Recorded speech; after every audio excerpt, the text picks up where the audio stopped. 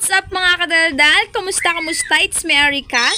So for today's video nga mga kadaldal ay isi-share ko sa inyo or samahan ninyo ako pumunta sa ilog. Dahil kainitan dito sa Oriental Mindoro ay maliligo kami ng sapa, ilog, barok, kung ano man tawag sa inyo niyan. Dito nga pala ako dumaan mga kadaldal sa gitna ng tubigan dahil naiwan ako ng mga kasamahan ko. Ayan mga kadaldal, sobrang init talaga. Ramdam na ramdam mo yung init sa katawan dahil nasa gitna ka ng palayan.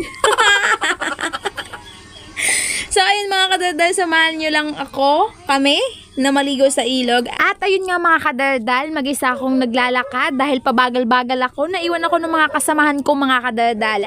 At di bali nga mga kadaldal, ang aking suot ay naka-jacket ako, nakapayong ako at ayaw kong mainitan. Yan, kaartihan. So ayun mga kadaldal, nung naabutan ko nga yung mga kasamahan ko, ayun, nagulat ako kasi puro bata kami. So meron naman kaming kasamang mga matatanda, ilan lang. At ayun, okay na yun basta may kasama ako. And then, yun mga kadaldal, nagbili na rin ako ng konting pagkain namin dun sa aming liliguan. So dito mga kadaldal, papasok ito, may madadaanan ka dito mga bahay na papasok, makititandaan. At pagdating mo dito mga kadaldal, ang bubungad sa iyo ay yung malaking star apple. Dati madami magbunga yan, ewan ngayon bakit hindi na. At ayun mga kadaldal, makikita mo dito puro puno na. Sobrang ganda siya sobrang gandang daanan dito mga kadaldal dahil malakas yung hangin, hindi siya mainit at huni lang ng mga ibon yung maririnig mo. At ayun mga kadaldal, kahit sobrang init dito mga kadaldal, napapandungan ka ng malalaking puno. At ayun nga mga kadaldal, nakarating kami dito sa liliguan namin. Dati mga kadaldal, hindi siya ganito kaganda, hindi siya ganito kalinis na ilog dati. Dati yun yung mga panahon pa na hindi pa uso yung hapon, char. At ayun nga mga kadaldal, nakita ko yung ilog. Ayan, sobrang ganda mga kadaldal. Sobrang blue, sobrang linaw mga kadaldal.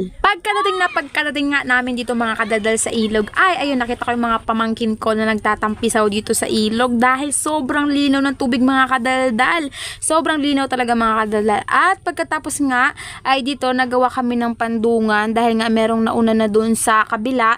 Dito nagawa na lang kami ng pandong, tagpi lang kami para meron kaming tambayan kahit papano kasi sobrang init talaga mga kadaldal. At ayun mga kadaldal, samahan ninyo kami maligo and tingnan nyo kung gaano siya kalinaw, kung gaano siya ka-refreshing. Tingnan yung paligid.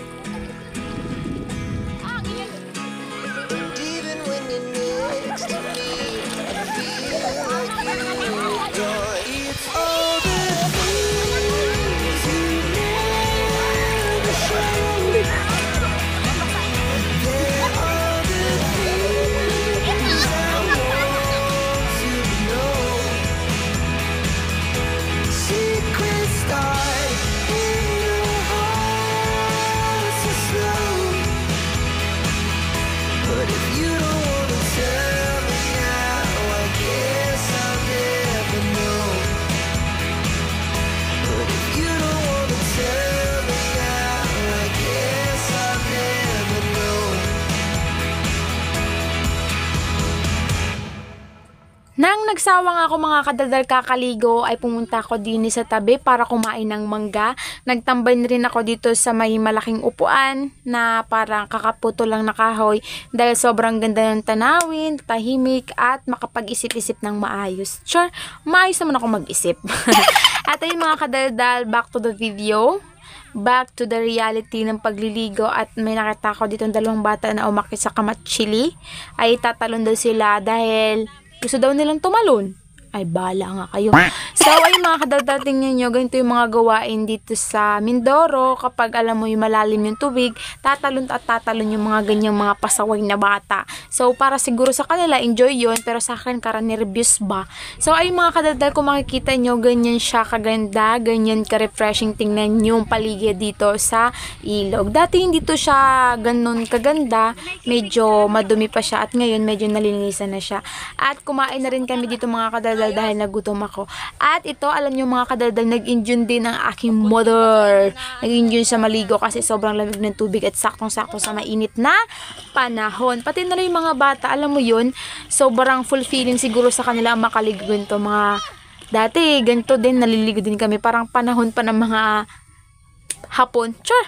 So, dati talaga, sa matagal na, ganito din yung nililiguan namin. Pero hindi siya ganyan na maikli lang. Malawak dati yung ilog dito sa amin mga kadaldal. Sobrang lawak. Ngayon nagkitid na siya dahil may ginagawa, may binabawasan, nilalagyan nila ng pader yung ilog para siguro mas maayos yung flow ng tubig. Kasi minsan yung mga nasa dulo ng ilog ay nababahaan. Dahil dyan mga kadaldal, sa hindi mga nakakaalam, sa gilid ng ilog na yan ay may madaming bahay. So, nilagyan siya ng mataas na pader para in case na tumaas yung ilog, hindi madama yung mga kabahayan or hindi sila mabahaan. So, ang dami ko ng kwento. So, ayun mga kadaldal, kitang-kita nyo sa video, sobrang nag-enjoy ako, sobrang nag-enjoy yung mga kabataan na kasama ko sa pagliligo kasi sobrang lamig yung tubig mga kadaldal. Para siyang nasa swimming pool din or yung sa bukal.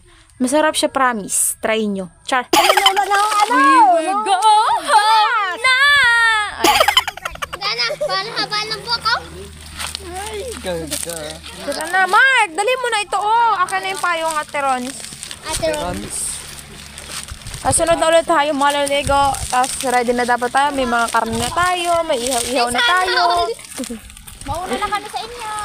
Bye! Ah, bitbitin mo. Ay, ano ka na? Umuwi na kami. Bye. Pauwi na. Ang init. Lagyan ko ng ano yan, pango, ng buhagin. Ilang ang buwang min. Patutin mo ang bandito yan ha. Babo buhang. Yung nylon lang ang lagyan mo regla. Ha?